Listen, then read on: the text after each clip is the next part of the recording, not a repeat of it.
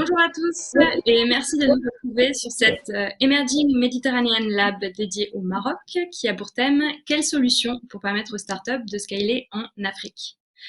Comme l'ensemble des pays africains, l'économie marocaine a été durement affectée par la crise du Covid-19. Et pourtant, le royaume chérifien s'est montré plus résilient que ses voisins, la récession économique y est bien moins forte et les perspectives économiques bien plus optimistes. Le pays semble de surcroît prendre part à un mouvement régional d'affirmation sur la tech scène africaine, puisque, selon les derniers chiffres du rapport Partech Africa, sur le VC en Afrique, le Maghreb et plus largement la rive sud de la Méditerranée font figure de nouvel Eldorado pour les startups du continent.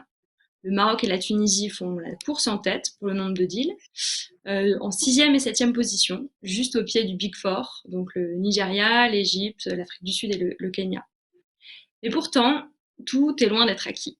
La structuration des levées de fonds, le scale-up des startups à l'échelle continentale, semble toujours compromis par un criant manque d'harmonisation des systèmes juridiques et financiers au niveau continental. Pour aborder l'ensemble de ces sujets ambitieux, je suis donc très contente d'accueillir aujourd'hui nos panélistes, experts de l'écosystème tech marocain et africain, et au regard croisé et complémentaire.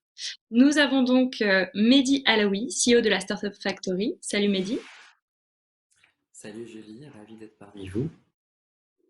Merci. Nous avons ensuite Kenza Larlou, qui est General Partner pour Outliers Ventures. Bonjour Kenza. Bonjour Julie, c'est un plaisir d'être là. Également. On passe ensuite donc à Ismaël Berkayat, qui est CEO de... Allô, il y a un petit... Bonjour Ismaël. Bonjour. Bonjour Julie, merci pour l'invitation et bonjour à nos auditeurs. Ensuite, Amine Kayeté. Les petits bugs du direct, pas de souci. Ensuite, donc Amine Kayeté, qui est CEO de Quit. Salut Julie, merci pour l'invitation. Je suis ravi d'être parmi vous aujourd'hui. Merci Amine. Et enfin, Ismaël Bargache, qui est CEO de Wafer. Bonjour, merci de l'invitation. Bonjour, avec plaisir. Donc, encore une fois, bonjour à tous ceux qui nous regardent en direct depuis Marseille, depuis l'Afrique, depuis l'Europe aussi.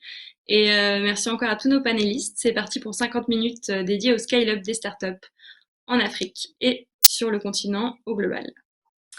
Donc, pour la première question, honneur aux femmes, je me tourne vers vous, Kenza. Vous avez fondé l'un des premiers fonds d'investissement à visée africaine, Outliers Ventures, et vous accompagnez des jeunes pousses depuis des années avec l'initiative Startup Your Life.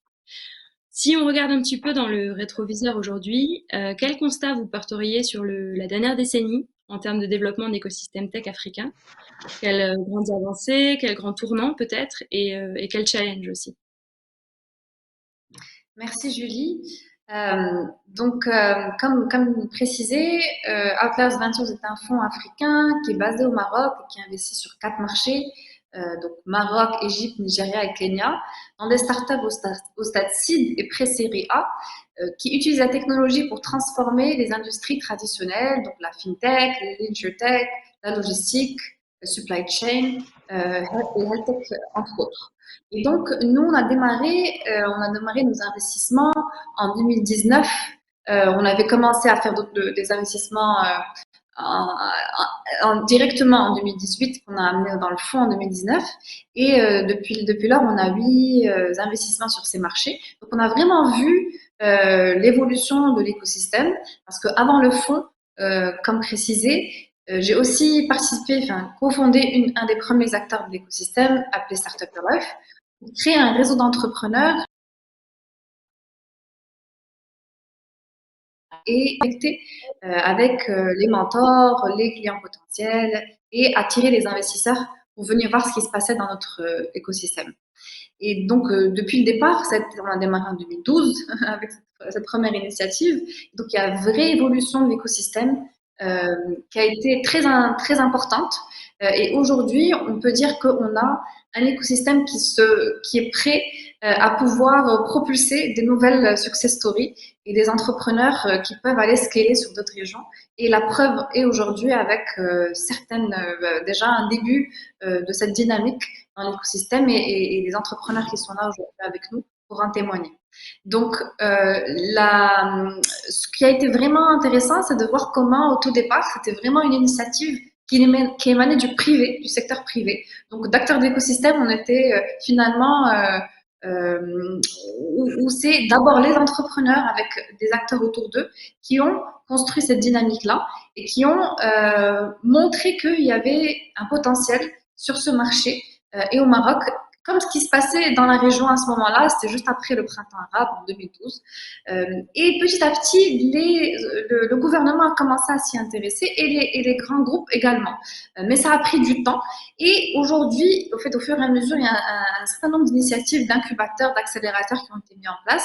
Il y a des initiatives gouvernementales également qui ont permis la création de fonds VC locaux, donc juste pour le Maroc. Donc, il y en a eu 3 qui ont été créés, notamment grâce à la CCG, donc qui a joué un rôle de fonds pour investir et injecter du capital dans des gestionnaires, avec des gestionnaires de fonds privés et qui ont monté ces premiers fonds d'investissement. Il y avait bien sûr MNF que je citerai qui a été un des premiers fonds actifs. Par la suite, on a eu donc ces 3-là, dont MNF qui a monté un fonds 2, plus nous en tant que fonds VC, mais plutôt avec une orientation africaine. Puis, effectivement, le travail de fonds d'incubateurs, d'accélérateurs, comme la Startup Factory qui est là aujourd'hui représentée par Mehdi, et d'autres. Mais ce qui est important aussi, c'est qu'on a commencé à avoir un accès au capital qui est rendu plus accessible ces dernières années, peut-être ces 2 dernières années, avec notamment l'action de la CDG, donc CDG Invest, et la création du fonds 212 Founders, qui est un programme d'accélération qui apporte du financement early stage, et également le programme de démarrage de la CCG qui donne aux incubateurs et aux acteurs de l'accompagnement un accès à des bourses et à des prêts d'honneur pour les entrepreneurs pour permettre cette première phase d'amorçage avant d'arriver au stade VC. Donc sur ce côté-là, cet aspect-là, c'est très positif. On voit qu'il y a une qualité de deal flow qui a augmenté depuis ces dernières années déjà, donc ça c'est important. Et aussi des entrepreneurs qui arrivent à accéder au premier round de capital, donc c'est vraiment du pre-seed, et aussi des business angels qui deviennent actifs, et donc qui participent à cette tour de table, et qui vont par la suite pouvoir aller prétendre aux levées de fonds pré-série A et série A, qui soient avec des investisseurs régionaux, internationaux, africains, etc.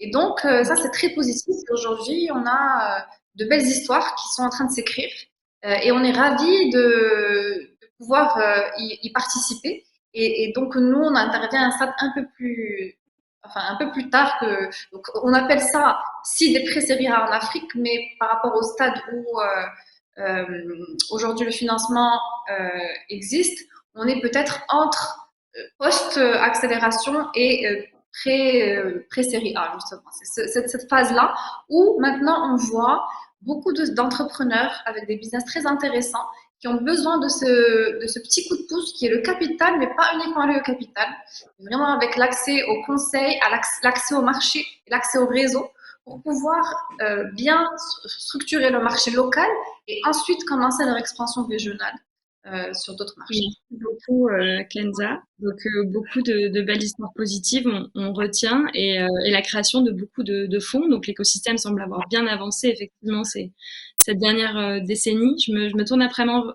vers Mehdi. Mehdi, en 2020, une autre histoire positive de votre côté. Vous avez créé le Tech Show Qui va investir dans mon projet, qui a rencontré un formidable succès. Est-ce que vous pouvez revenir sur cette initiative et surtout pourquoi l'avoir lancée? Qu'est-ce qu'elle vient combler à vos yeux dans l'écosystème? Merci Julie. Effectivement, donc l'année dernière, voilà, en plein Covid, donc le Tech Show, qui est l'équivalent en fait de l'émission américaine Shark Tank ou Dragon Sales au Canada ou en France, qui va investir dans mon projet, a été justement lancé au Maroc. C'est on va dire un beau projet qui a nécessité à peu près 3 ans de préparation pour qu'il soit lancé. Alors en fait, il arrive, je dirais, dans un moment très intéressant pour l'écosystème. Bon, à part le Covid, pour combler un premier vide qui est justement en fait comment les business angels peuvent monter à bord de, je dirais, de startups qui ont pu valider leur marché, qui ont déjà leurs premiers clients et qui va les emmener justement à des structures de levée de fonds un peu plus développées comme celle de Kenza justement. Donc ce programme en fait il est entre que l'offre la CCG, donc les Innov Idea, Innov Start, il arrive un peu plus tard, donc il apporte donc des business angels, un savoir-faire, de l'expertise et être au bord de, je dirais, de ces startups. Et par la suite justement on va retrouver quelques chiffres. Donc, de manière très simple et résumée, voilà, lors du Tech Show, il y a à peu près, je dirais, 10 millions de dirhams ou 1 million d'euros qui ont été investis dans les startups à travers deux mécanismes. Donc, Business Angel plus de la dette sans garantie mais remboursable au bout de 5 ans. Ça a eu un succès extraordinaire en termes d'audience. C'est aujourd'hui l'équivalent de 50 millions de personnes qui l'ont vu, non pas qu'au Maroc, mais quasiment, en fait, surtout le Maghreb. Ça inclut justement l'Algérie, la Tunisie, la Mauritanie. Et justement, on a parmi nous Smail qui a pu participer à Tech Show, qui nous donnera son avis, et aussi Kinza qu'on a supplié d'être parmi nous en tant qu'investisseur. Mais bon, pour le moment, elle continue à nous snobber. J'espère que l'année prochaine, elle sera avec nous. Très bien. Mehdi, merci beaucoup. On a hâte de voir la prochaine saison. Je passe maintenant, on a pas mal parlé des initiatives privées. J'aimerais qu'on fasse un tour aussi du côté des initiatives publiques. Donc Ismaël Belkayat, je vous cède la parole. Euh, vous êtes à la tête d'un startup studio et vous avez donc accompagné la création de pas mal de jeunes entreprises au Maroc. Quelle est votre vision sur les mesures d'accompagnement dont ont pu ou non bénéficier ces entreprises? On parle d'incitation, d'allègement, de programmes de formation peut-être. Et qu'est-ce qui existe et qu'est-ce qui manque peut-être? Oui, alors d'abord, bonjour Julie, bonjour aux auditeurs et à la région de Marseille. Alors déjà, en quelques mots, qu'est-ce qu'un startup studio? Il me semble que tout le monde ne doit pas forcément être familier avec le concept. Un startup studio, c'est un venture builder. En fait, c'est un écosystème dans lequel il y a un back-office mutualisé et dont l'objectif est de créer plusieurs startups à partir du même back-office. Donc, on va aller prendre des ressources transverses de type développement informatique, des développeurs marketing, juridique, donc toutes les fonctions support qu'on va utiliser sur plusieurs front office qui sont plusieurs startups différentes. Le gros avantage de ce modèle, c'est qu'il permet de mutualiser un certain nombre de coûts de back-office et donc de ne les refacturer qu'au prorata de leur utilisation sur les startups définitives. Et on se rend compte que dans ce genre de modèle, le taux de succès des startups est souvent plus élevé puisqu'il permet de faire des économies substantielles. Et cela à travers un concept, nous, qu'on a finalement apporté au Maroc, qui est celui de se dire le Maroc est un pays qui suit un peu ce qui se fait en Europe. Et il suffit, dans un premier temps, de dupliquer des startups qui ont plutôt réussi en Europe en se disant qu'il y a un temps de décalage et qu'il suffit de utiliser ce temps pour le faire au Maroc. Et c'est ainsi que grâce donc à ce modèle, on a commencé à copier, coller, adapter. Souvent, l'innovation vient de l'adaptation des modèles qui ont fonctionné à l'étranger, au Maroc. Et donc, on a ce que vous connaissez un peu en France, les seloger.fr, les Uber, tout ça, on l'a refait ici au Maroc. Et ce, à travers donc des aides, bien évidemment. Et qui me sert de transition pour répondre à la question de Julie. Au fil du temps, l'administration publique marocaine a mis en place un environnement permettant aux jeunes startups que nous sommes de pouvoir bénéficier d'un certain nombre de choses. Alors, l'ensemble de ces efforts n'ont pas été que publics, bien évidemment. Il y a eu un concours entre le secteur privé et le secteur public. Mais au départ, l'engagement vient du public. Et notamment, j'ai envie de citer la Banque mondiale qui a donné un gros coup de pouce au Maroc à travers la Caisse centrale de garantie, permettant justement à cette Caisse centrale de choisir des opérateurs privés, que sont devenus donc les incubateurs dont parlait tout à l'heure Kinza, et qui jouent un rôle d'abord de structuration et d'accompagnement des jeunes, qui ont de bonnes idées, souvent en format début d'idée, structuration, organisation, et qui les accompagnent notamment à la demande de financement, qui sont des financements de type prêt d'honneur, qui peuvent aller jusqu'à 50 000 euros, ou encore dons, qui vont jusqu'à 20 000 euros, permettant à tout porteur de projet, avec une tête bien faite, d'utiliser ce capital que j'ai envie d'appeler amorçage, qui est le capital qui permet à un jeune de créer le MVP, donc un minimum viable product, quelque chose qui pourra être montré à un futur investisseur, ou quelque chose qui pourra servir à créer un proof of concept. Donc j'ai envie de dire, le Maroc a fait un excellent travail dans la mise en place de l'écosystème nécessaire à la création de startups pour qu'elles puissent commencer à pitcher. Mais c'est là où malheureusement on arrive à une sorte de goulot d'étranglement. Pourquoi? Parce qu'on se rend compte que ensuite, qui doit prendre le relais? Un, les business angels, et deux, les venture capitalistes, et éventuellement dans un monde idéal, les banques, mais on est ici pas là pour discuter de la situation qui est assez complexe. Alors commençons déjà par les business angels. Les business angels, il en existe, soyons honnêtes et transparents. Aujourd'hui, on est dans un pays où il existe de nombreuses personnes qui ont globalement réussi et qui sont prêtes aujourd'hui à redonner une partie de leur richesse à de jeunes qui veulent avancer aussi. Sauf qu'on a encore un problème de mentalité. On a le sentiment que le Marocain, de manière générale, a besoin, lorsqu'il investit dans une start-up, d'analyser des chiffres qui sont des chiffres de réussite. Or, comme on le sait, une start-up a besoin d'une longue phase de développement, souvent à fond perdu avec du cash burn, avant de pouvoir montrer des chiffres concrets financiers. Et donc, le business angel a toujours cette mentalité de se dire que si une entreprise perd de l'argent, forcément, elle ne va pas valoir beaucoup d'argent. Donc, je suis OK pour prendre des risques, mais en contrepartie de quoi je veux une part importante dans la boîte. Or, on sait bien que pour garder la motivation d'un entrepreneur, il faut lui laisser son equity, et donc j'en profite pour faire passer le message et dire un vrai business angel, c'est celui qui comprend bien que c'est en laissant un maximum de parts à l'entrepreneur que l'entreprise a des chances de réussir. Donc ça, c'est sur la partie business angel. Sur la partie VC, ça commence là encore. Tout à l'heure, la CDG a été citée, donc qui est le bras armé qui aide cette partie VC à travers le fonds 212 Founders, qui a fait un excellent travail.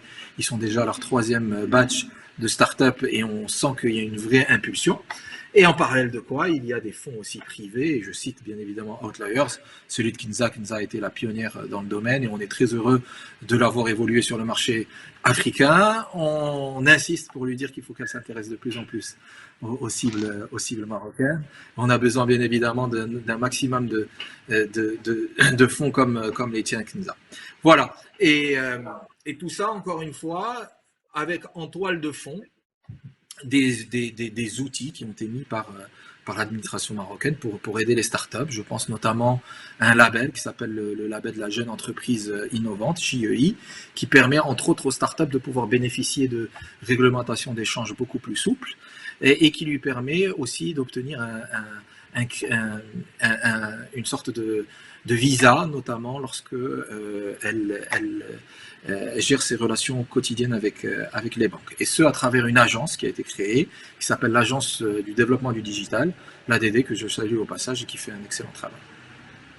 Très bien, merci beaucoup Ismaël, c'était très riche en enseignements côté goulot d'étranglement, mais aussi finalement solutions. Pas mal de solutions ont été citées pour les startups. Je vais passer à Ismaël Bargache.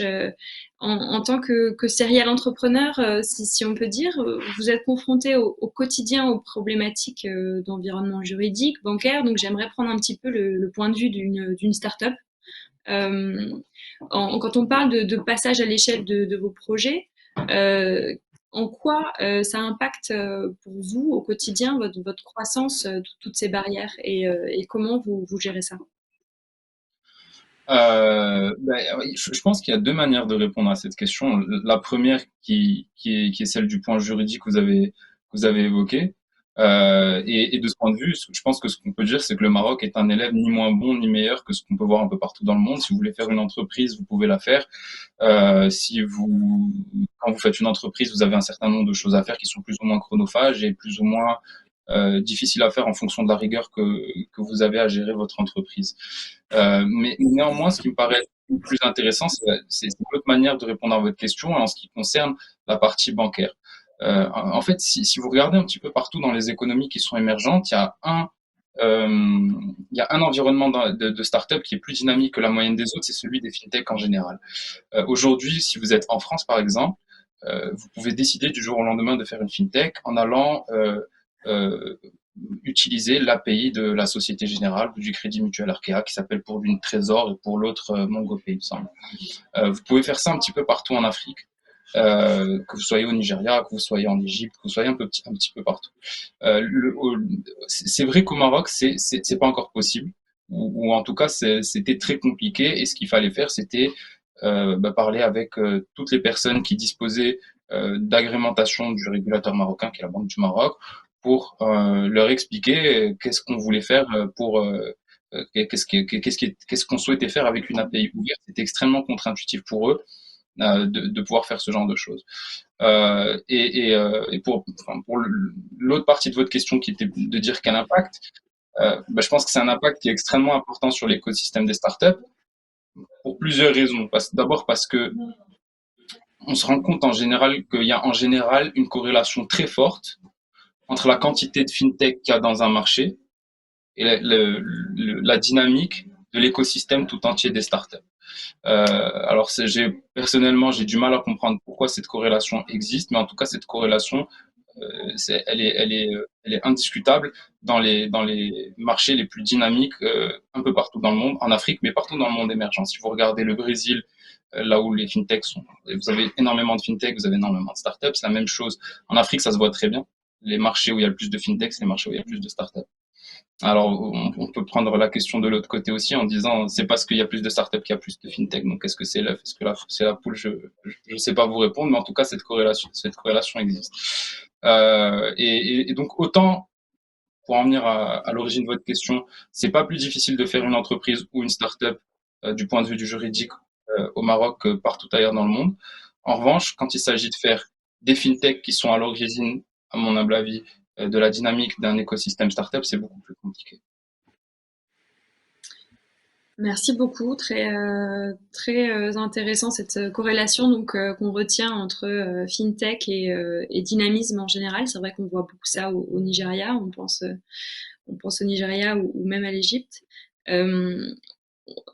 Je passe donc à Amine. Vous clôturez ce premier tour de table. Il y a eu beaucoup de choses positives qui ont été dites, aussi quelques barrières qui ont été citées. En préparant ce panel ensemble, tous les deux, vous me parliez de la difficulté qu'il y avait pour une start-up aujourd'hui à scaler en raison d'un manque d'harmonisation. Si on devait peut-être résumer à vos yeux les barrières principales qu'il y a dans ce scale-up finalement pour les startups à l'échelle du continent, qu'est-ce que vous pourriez nous confier? Bonjour Julie, bonjour à la région de Marseille, merci encore pour cette invitation. Donc je suis là pour dire les mauvaises choses finalement, donc il y a pas mal de choses positives qui ont été dites auparavant, mais effectivement, ce qui est intéressant dans ce panel, je tiens à le dire, c'est que je pense qu'on se connaît un peu tous et j'ai l'impression qu'on a commencé à 2-3 années près sur l'écosystème. Et donc, on l'a vu vraiment évoluer. Il y a beaucoup de choses positives qui se sont passées. Maintenant, il y a Smaïl, il a dit un truc qui est super intéressant. En fait, dès qu'on rentre vraiment dans le vif du sujet, on commence à voir des choses, un goulot d'étranglement effectivement assez intéressant. Alors là, pour moi, l'une des premières barrières, c'est l'onboarding des clients. Enfin, que ce soit au Maroc ou sur le marché africain, le problème de prise des décisions d'un client pour intégrer une nouvelle solution, et si je peux me permettre, il est juste mortellement lent. En fait, ça prend tellement de temps que la startup, elle a le temps elle peut limite ne plus vivre parce que ça prend des fois 2 mois, 3 mois pour un seul contrat. On ne peut pas se permettre de dire qu'on est dans un environnement pour scaler quand on a du mal à signer, non pas qu'on n'a pas une bonne solution, on a une très bonne solution, mais la prise de décision, elle est juste trop lente. Ça, c'est une chose. La deuxième chose, c'est, je pense que là, vous allez être d'accord avec moi tous, c'est le retard de paiement, évidemment. Euh, c'est pas possible de faire attendre une startup pendant 6 ou 9 mois pour 2000 ou 3000 euros de paiement. C'est juste inacceptable aujourd'hui. On ne peut pas se permettre aujourd'hui de laisser attendre autant une startup quand on sait qu'en fait, il s'agit de cliquer sur un bouton pour payer. Mais c'est vraiment ça le cas. C'est du vécu et c'est pas que moi, c'est beaucoup de mes collègues qui le vivent tous les jours. Et en fait, on se rend compte que la personne qui doit prendre ces décisions-là, elle n'arrive pas à se dire qu'en fait, le fondateur de cette startup a besoin d'être payé tout de suite parce que c'est comme ça qu'il va continuer à être motivé aussi. De la même manière, quand on parle d'investisseurs qui vont laisser, comme disait Smaïl tout à l'heure, sur les parts dans une boîte, c'est-à-dire rester motivé, ben, de la même manière, quand on est payé en temps et en heure, on reste motivé. Et avec le temps, ben forcément, à un moment, voilà, l'appel du marché, de redevenir salarié devient une solution qui est assez facile. Parce que moralement, c'est vraiment fatigant, c'est très compliqué. Donc ça, c'est voilà, la première chose, c'était l'onboarding. La deuxième chose, c'était les retards de paiement. Et puis la troisième chose, c'est concernant les investisseurs. Depuis qu'on a commencé sur le marché, effectivement, aujourd'hui, on a construit tout ce qu'il faut autour du pré-seed et du seed. Mais dès qu'on rentre dans le vif du sujet et qu'on parle de choses qui vont être en pré-série A, série A, déjà pour arriver à ce niveau-là, il faut avoir un marché qui soit assez mature pour répondre à ça. Le marché, c'est-à-dire le mindset qui va avec. Le mindset, on n'y est pas du tout. On n'est pas les seuls en Afrique. Les investisseurs ne comprennent pas encore ce que c'est que d'investir dans une startup. Au Maroc, par exemple, on est prêt à investir des millions de dirhams sur de l'immobilier sans contrat, mais dès qu'on veut investir dans une startup, on demande un rein, si je peux me permettre. Donc, il n'y a pas encore cette prise de risque qui va permettre à notre marché d'aller plus vite. Les mécanismes sont là. On a vraiment mis en place tous les mécanismes qu'il faut. Où il y a beaucoup de choses encore à améliorer, mais on a un gros problème de mindset. Vraiment, c'est un gros problème de mindset et de mentalité. Ça va beaucoup trop lentement pour qu'on puisse dire on va faire une licorne au Maroc, on va scaler, on va pas scaler. On est pour moi, Maroc, startup égale TPE, quoi. C'est ou limite PME, mais c'est pas une startup qui va scaler. Voilà. Merci beaucoup, Si je peux dire les choses, quelque chose de négatif sur ça aujourd'hui. Le rôle pas facile de devoir dire des choses négatives, mais non, je pense qu'on comprend bien que beaucoup de chemin reste à parcourir. Donc, vous avez parlé d'onboarding, de défaut de paiement, enfin de retard de paiement, pardon, et de mindset. Pourtant, tous au quotidien, vous démenez dans vos secteurs respectifs. Et donc maintenant, j'aimerais qu'on se concentre dans une seconde partie sur toutes ces initiatives concrètes sur le terrain. Et donc, on va faire un nouveau tour de table pour détailler un petit peu ce que chacun vous faites dans vos projets respectifs. Si vous pouvez juste limiter, on commence un peu à être pressé par le temps. Je sais qu'il y a beaucoup de choses à dire, mais limiter un tout petit peu vos réponses pour qu'on ait le temps de faire un tour de table complet. Donc, je commence avec vous, Mehdi. La Startup Factory a accueilli en novembre dernier, en partenariat avec Emerging Valley, le bootcamp des 2 rives du programme régional Emerging Méditerranéenne. Donc, un programme multi-pays. En quoi ce type d'initiative, selon vous, favorise le scale-up des pépites dans la région? Merci Julie. Effectivement, c'est un programme qui est super intéressant j'en profite pour féliciter Emerging Valley pour tout le travail qui est fait sur, on va dire, tout le contour de la Méditerranée. Et en quoi c'est important? Parce qu'aujourd'hui, quand on réfléchit marché comme Maroc ou Tunisie ou Algérie, tout seul, ce sont des marchés qui sont extrêmement petits pour des startups. La startup, elle est faite pour avoir un produit minimum régional, continental, voire worldwide. Donc, ce type d'initiative permet en fait plusieurs choses. D'abord, commencer à cibler un marché qui est beaucoup plus large, se connecter avec d'autres entrepreneurs pour comprendre les autres marchés et faire un vrai échange en termes, je dirais, d'expérience et d'expertise par rapport à chaque territoire. Pour moi, en fait, fondamentalement, le point le plus important, ça reste le fait qu'aujourd'hui, autant que start-up au Maroc, voilà, je ne dois plus réfléchir en local, mais je dois au minimum réfléchir en tant que régional. C'est comme ça, en fait, que Kinza peut commencer à s'intéresser à la start-up, parce que quand on prend chaque marché tout seul, c'est trop petit. Si on prend justement l'exemple de Nigeria, c'est un marché qui représente quand même 200 millions de personnes et qui est, je dirais, le double aujourd'hui du marché maghrébin. Et c'est pour cela, en fait, que quand on voit en tête de peloton le Nigeria, le Kenya, l'Afrique du Sud et d'autres pays, et l'Égypte, parce que c'est parce qu'ils ont des marchés qui sont extrêmement importants, où l'effort qui est consenti par la start-up, elle va trouver justement des donneurs d'ordre et un marché qui l'accueille.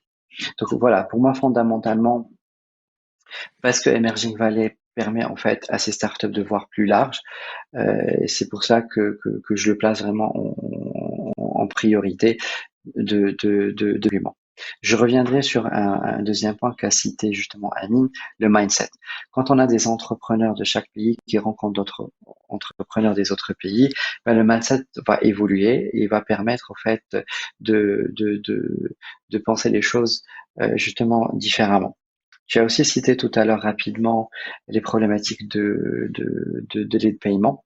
Effectivement, ça c'est un programme qui est structurel et ce problème en fait sera, je dirais, tant qu'on n'a pas résolu le problème structurel, on va pas y arriver à une solution spéciale pour les startups. Mais des organisations qui existent sur plusieurs pays comprennent de mieux en mieux ces problématiques-là. Et c'est là où c'est intéressant justement de pouvoir en fait les inviter dans ce genre de programme, mais aussi de les acculturer. Et ils sont de plus en plus, on va dire, à l'écoute et essaient de régler ce type de problématique. Et pour finir, je reviendrai sur un point que tu as cité, Smaïl, concernant effectivement les business angels. Bah pareil, effectivement, quand on est arrivé sur le terrain, on a commencé par une petite étude. Et la première chose qui est ressortie, c'est la chose suivante. C'est les business angels viennent et prennent 40% de mon capital, ils me donnent 2 sous. Effectivement, une crainte de la part des startups. Je ne sais pas si tu l'as remarqué, et Ismaël peut le confirmer, dans les parties sur des prises de participation qui vont de 5 à 1% maximum et qui permettent justement à l'entrepreneur de garder une part significative, à la plus importante du capital et de garder l'innovation en attendant qu'un fonds d'investissement puisse rentrer et aller un peu plus loin à 20-30% justement donc du capital après déduction. Voilà. Aujourd'hui, il y a aussi des initiatives, Julie, qui permettent de créer des groupes de business angels à dimension maghrébine sur la Méditerranée. C'est pour ça que j'ai parlé de ce sujet-là et je pense que c'est super important de pouvoir développer ces initiatives de manière un peu plus régionale que locale. Voilà. Merci beaucoup, Mehdi. On va repasser avec vous, Amine. On vient de parler de Méditerranée et d'échelle régionale. Votre société Quix cherche et promeut des talents à travers toute la région. Comment vous y prenez au quotidien pour gérer ce positionnement régional? Quels pays vous visez, dans lesquels vous êtes aujourd'hui, dans lesquels vous chercheriez être demain, et pourquoi ces pays? Alors, juste pour précision, en fait, Quix aujourd'hui est une marketplace qui rassemble la première communauté de chasseurs de tête freelance en Afrique, ce qu'on appelle chez nous les fast recruteurs. Et en fait, le mindset est parti du constat suivant, c'est qu'en fait, le CV, finalement, on le trouve partout. C'est pas le plus difficile. Il suffit d'avoir un compte LinkedIn recruteur, d'avoir accès à tout ce qu'il faut comme candidat sur n'importe quel pays. En revanche, avoir les meilleurs chasseurs de tête qui puissent aller convaincre ou aller chercher tel et tel candidat pour tel et tel client dans n'importe quel pays, c'est ça vraiment la réelle valeur ajoutée. Donc, on a créé tout un modèle autour de ça. Et au final, on a pour le moment une centaine de face recruteurs sur 6 pays, sur le Maroc, sur la Tunisie, sur le Sénégal, Cameroun, sur la Côte d'Ivoire. Et la manière de promouvoir en fait ces candidats sur ces différents pays, bah, c'est à travers notre communauté de chasseurs de tête ou de face recruteurs qu'on appelle chez nous. Et en fait, on utilise exactement les mêmes outils qu'on pourrait utiliser pour aller chercher du B2B, c'est-à-dire beaucoup de communication, beaucoup de contenu, selon les candidats, en fait, selon l'expérience, ça va du TikTok jusqu'au LinkedIn, donc en passant par Instagram et Facebook. Tous les supports sont utilisables aujourd'hui ce qu'on crée, c'est plus une base de données. On n'a plus besoin d'une base de données aujourd'hui. Ce qu'on crée, c'est un réseau. Et c'est un réseau de candidats. Par exemple, juste dernièrement, on a commencé avec des partenaires sur le Cameroun. C'est parti très vite parce que quand on capitalise sur des personnes qui ont un gros réseau sur le pays, donc avec la culture qui va avec, et d'ailleurs on a créé quelque chose qui est super intéressant qu'on appelle chez nous l'indice réseau recruteur. C'est un indice qui permet, qui nous permet en tout cas aujourd'hui, et peut-être qu'on pourra le partager après, de savoir si tel chasseur de tête, est-ce qu'il a un réseau qui est intéressant et surtout est-ce qu'il interagit avec ce réseau-là. Et du coup, ça leur permet d'avoir un statut qui est différencié. Donc, notre ambition, c'est surtout de devenir la plus grosse communauté en Afrique. Pour le moment, on est présent sur 6 pays. Et on est dans une phase où, si vous voulez, on a construit une belle voiture, mais on roule avec 100 dirhams d'essence par jour, ce qui est très peu. On a besoin d'avoir d'essence, on a besoin d'avoir d'investissement. Et c'est pour ça qu'on cherche à lever de l'argent. Donc, on a un joli modèle, mais pour le moment, on n'a pas encore trouvé d'investisseurs avec qui parce qu'on cherche pas que de l'argent, on cherche aussi quelqu'un qui va nous accompagner vraiment sur le long terme. Parce que pour le moment, voilà, on fait du chiffre, mais pas assez de chiffres pour scaler. Parce que c'est ça au final notre ambition, c'est premièrement en Afrique et puis partir après sur la région MENA. Donc, si vous nous entendez, venez nous voir, on a un super projet. On entend l'appel d'Amine. Merci beaucoup, Amine. Je vais me tourner à présent vers Ismail Barkash. On vient d'entendre Amine qui parlait de s'appuyer sur le réseau pour un petit peu des recettes qui marchent. Vous, comme beaucoup d'entrepreneurs, vous avez connu à la fois le succès comme l'échec. Donc ça peut paraître un peu simpliste comme question, mais il y a beaucoup d'entrepreneurs qui nous écoutent aujourd'hui, de start-upers en herbe. Qu'est-ce qui fait la différence à vos yeux finalement entre succès et échec? Est-ce qu'il y a des bons réflexes à adopter pour un passage à l'échelle et quelques erreurs peut-être à anticiper aussi? Déjà, c'est une question extrêmement pertinente. Je vous remercie de penser que je peux y apporter une réponse précise. Moi, dans l'expérience que j'ai eue, il y a une chose qui est très fortement ressortie suite à la première expérience entrepreneuriale que j'ai eue et qui est extrêmement spécifique, je pense, au Maroc et aux pays émergents. C'est que, et alors là, en disant ça, je vais un petit peu apporter mon ami Ismaël Belkriat. C'était son point qui consistait à dire déployer au Maroc des projets qui fonctionnent en Occident. Moi, ce que j'ai pu que la bonne pratique, ou en tout cas l'une des bonnes pratiques, c'était de faire le contraire, c'était d'inventer des modèles qui correspondent au mass market marocain en particulier, mais dans les pays du tiers-monde en général. Si vous vous placez dans le contexte marocain, vous vous rendez compte qu'on est à peu près 35 millions d'habitants et que sur les 35 millions, vous en avez à peu près 3,5 millions qui ont un pouvoir d'achat qui leur permet de faire ce qu'un occidental fait. Donc c'est vraiment 3,5 millions de personnes, c'est vraiment très très très peu de monde. Et donc quand Mehdi parlait tout à l'heure à juste titre de petit marché, en fait ce dont on se rend compte, c'est que quand on essaie de reproduire des modèles qui fonctionnent bien en Occident, on s'adresse en fait à 3,5 millions de personnes. Même si on est dans la configuration où on essaye d'amener le projet sur d'autres marchés qui sont voisins du nôtre comme l'Algérie, la Tunisie, le Sénégal, etc., on se rend compte qu'il y a une autre difficulté qui est encore peut-être plus grande que cette première difficulté, qui est celle de dire que c'est très compliqué de sortir de son marché quand on n'est pas déjà très bon sur son marché. Donc en fait, on est dans une spirale infernale. Et donc moi, ce qui me semble être une pratique extrêmement pertinente du point de vue de la création d'une startup, c'est réellement de s'attaquer à résoudre un problème qui est mass market, qui s'adresse à la grande masse euh, des, euh, des gens, des personnes. Et c'est ultra contre-intuitif, peut-être particulièrement pour nous au Maroc, parce qu'on est une société qui est extrêmement divisée du point de vue de ces catégories socio-professionnelles, pas uniquement du point de vue du revenu, mais également du point de vue du point de vue de la langue, du point de vue de la manière de s'exprimer, de la formation qu'on a reçue, etc. Et donc ce conseil ou ce feedback en tout cas, euh, pour moi, je pense que c'est vraiment une chose à garder en tête si l'objectif c'est réellement de faire une start-up au Maroc, start-up étant une entreprise qui crée des rendements d'échelle exponentielle. Merci beaucoup.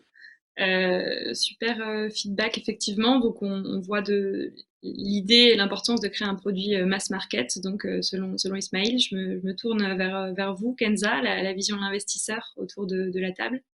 Une part importante du travail d'Arclears consiste justement à accompagner des sociétés. Vous nous avez parlé du Nigeria, du Kenya, dans leur scale-up. Comment vous y prenez-vous au final concrètement pour accompagner une boîte à sortir de son périmètre national? Alors, peut-être avant d'y répondre, je pense qu'il y a des choses importantes qui ont été dites.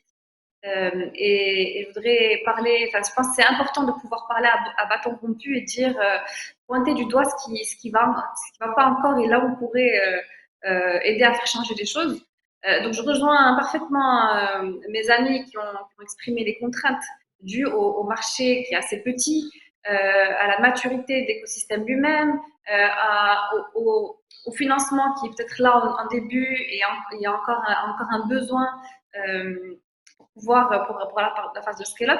Mais je pense que c'est important de dire que, effectivement, je suis entièrement d'accord avec Smaïl sur le fait que c'est un choix dès le départ, c'est choisir le bon business model. Et ça, c'est clé. Et malheureusement, au Maroc, on voit encore beaucoup d'entrepreneurs qui s'adonnent à de super projets, mais qui, malheureusement, n'ont pas forcément le marché adéquat. Ça ne veut pas dire que leur solution n'est pas bien ou que c'est juste que le product market fit par rapport à la nature du marché n'est pas forcément la bonne. Et donc, du coup, effectivement, Amine, je suis entièrement d'accord avec toi, les lenteurs de marché, surtout en termes de corporate, pour les prises de décision, pour la vente, c'est très difficile. Donc, je dirais oui, il faut effectivement, et le B2C, qui a un pouvoir d'achat restreint, et où le vrai B2C, qui a le pouvoir d'achat, qui a accès au paiement, etc., et ben, c'est une niche qui reste encore trop petite par rapport. C'est là où on dit un petit marché. Et justement, je suis d'accord que c'est B2B, mais en fait, ce qu'on devrait dire B2S, B2SMEs. Parce qu'en fait, c'est les SMEs et c'est là où on parle de mass market, comme me disait Smaïl. Et Smaïl Briat également, les business models focalisés sur ces types de marchés. C'est notamment dans ce genre de business model que nous avons investi dans les autres marchés et aussi au Maroc, dans Waste to Cap, qui fait exactement ça, la distribution aux épiciers. Et donc, c'est vraiment l'idée, c'est de pouvoir cibler le bon business model à la base, pouvoir avoir cette croissance sur un marché qui est difficile au Maroc, notamment en termes de taille de marché, de mentalité et de réactivité des corporates, 100%, et également en termes de réglementation, où il y a beaucoup d'agréments à avoir pour pouvoir démarrer quelque chose d'innovant. Et ça, c'est des contraintes à prendre en compte pour pouvoir en fait, cibler le bon business. Et donc, c'est ce qui rend les choses difficiles pour trouver, nous, en tant qu'investisseurs, avec des investisseurs derrière nous, des bailleurs de fonds, on a un fonds commercial, on a aussi cette mission et cette responsabilité en tant que parmi les premiers, des pionniers de seed en Afrique, de montrer qu'on peut investir dans des startups qui ont cette croissance exponentielle qu'on recherche dans le VC.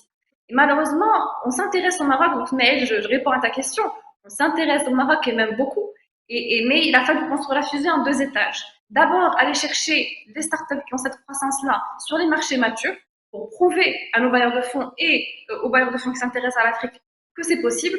Et dans un deuxième temps, en même temps, préparer le deal flow au Maroc. Et justement, on en fait beaucoup de travail dont on ne parle pas, d'accompagnement au pré-investissement d'entrepreneurs marocains, que ce soit en termes d'accès au marché, de restructuration de leur business, de leur unité économique, de leur pitch deck et de mise en relation avec des investisseurs quand c'est de la série A. Et donc, ce travail-là que l'on fait, c'est pour préparer le deal flow pour qu'on puisse investir dans ces startups que l'on peut aider par la suite à scaler et à créer ces success stories. Parce que qu'est-ce qui manque aujourd'hui finalement? C'est vraiment des success stories marocains qui vont montrer à tous les investisseurs qui regardent et qui s'intéressent que effectivement le marché marocain a du potentiel. Et il en a. Il faut juste effectivement le positionner d'une manière à ce qu'on trouve le bon product market fit, qu'on lève ces barrières réglementaires, qu'on puisse aussi booster un petit peu les grands groupes à prendre des initiatives, à aller plus vite, parce qu'aujourd'hui, ils font du travail avec les startups, sauf que ça prend un an et demi, et ça, c'est pas possible. Donc effectivement, il y a, et je pense que nous tous autour de la table, on y a tous contribué d'une manière ou d'une autre, et on continuera. Et Mehdi, pour répondre à ta question, je viendrai au TV show la prochaine fois. Je n'ai pas pu accepter la première fois, comme tu le sais, parce qu'on ne peut pas investir, on ne peut pas prendre de décision d'investissement à chaud en tant que fonds. On a une responsabilité envers nos investisseurs, mais avec plaisir pour comme toujours, contribuer, comme j'ai toujours fait. Donc voilà pour répondre in a nutshell. Et donc pour finaliser la réponse à comment on accompagne ces startups à scaler, je vous donne un exemple. Donc il y a deux étapes. D'abord le marché marocain, donc consolider le business au Maroc. Donc en termes d'accès au marché, avec la croissance, avec des clients potentiels, donc des mises en relation à haut niveau, pour pouvoir accélérer justement ces prises de décision et le chiffre d'affaires, les contrats. Je vais devoir vous interrompre. Il me reste juste 3 minutes pour le mot de la fin. La deuxième partie, c'était les mises en relation dans les autres marchés. Voilà. Merci beaucoup, Kenza. Vous êtes sollicité de toutes parts en tant qu'entrepreneur. Tout le monde vous veut à sa table. Donc, pour le mot de la fin, peut-être en guise de recommandation, finalement, Ismaël Belkayat, si vous aviez des choses à retenir en termes d'actions concrètes qu'on puisse mettre sur la table pour faire accélérer les écosystèmes et progresser nos startups. Voilà, c'est un peu complexe, mais je vous laisse faire cette conclusion. Non, alors pour le mot de la fin, oui, il est certain que l'administration marocaine doit continuer ses efforts, notamment en termes de mise en place d'un véritable écosystème et d'éducation de la part des différentes parties prenantes, que ce soit le secteur privé, que ce soit le secteur bancaire ou que ce soit à travers des différentes aides. Aussi, il est dommage de voir qu'il existe encore au Maroc de nombreuses restrictions, notamment sur la partie d'échange. Et on le voit, tout à l'heure on parlait du deal flow qui existe bien jusqu'au moment de la série A. Et lorsque les montants deviennent importants au moment de la série A, lorsqu'on discute avec des VC, souvent les VC étrangers nous expliquent qu'il est difficile pour eux d'investir dans des startups marocaines parce qu'il existe encore une réglementation assez difficile. Et les gros VC, en tout cas ceux avec qui on discute, nous demandent tous, sans exception, de faire ce qu'on appelle des flips, c'est-à-dire créer des structures à l'étranger et faire en sorte que la société marocaine devienne filiale de la structure étrangère, afin que ce soit la structure étrangère qui réceptionne les fonds. Et je trouve ça dommage parce que on a tout au Maroc pour attirer ces investisseurs. Le marché, quoi qu'on puisse en dire, est un marché qui a beaucoup de potentiel. Par contre, on a encore un certain nombre de barrières à l'entrée qui sont des barrières purement administratives, qu'il est, à mon sens, relativement facile de lever, mais pour ça, il faut que l'administration marocaine s'en rende compte et prenne les bonnes mesures. Donc, je passe un appel, si vous voulez que Kenza soit contente et qu'il y ait des success stories au Maroc qu'elle puisse réutiliser pour montrer que par le passé, ça a été possible, il faut au préalable lever cette barrière qui est celle de petits aspects administratifs qu'on peut régler assez facilement. Merci beaucoup Ismaël, merci beaucoup à tous. J'avais plein d'autres questions à poser, mais le temps a filé et puis vous avez tous été passionnants. On voit que les barrières restent encore nombreuses, mais vous avez tous des projets, des initiatives sur le terrain pour les dépasser, tous plein d'idées. Donc, effectivement, je rejoins Ismaël. On espère qu'il y avait des décideurs qui nous écoutaient aujourd'hui, qui vont pouvoir porter ces recommandations concrètement. Et puis, je pense qu'on a entendu beaucoup d'idées pour inspirer les startups de tous les écosystèmes. Donc, il me reste vraiment à vous remercier tous. Merci beaucoup, Mehdi. Merci, Kenza. Merci, Ismaël. Merci, Amine. Merci, Ismail. Vous avez été hyper inspirants et rendez-vous sur l'écosystème pour le faire accélérer au quotidien. Merci.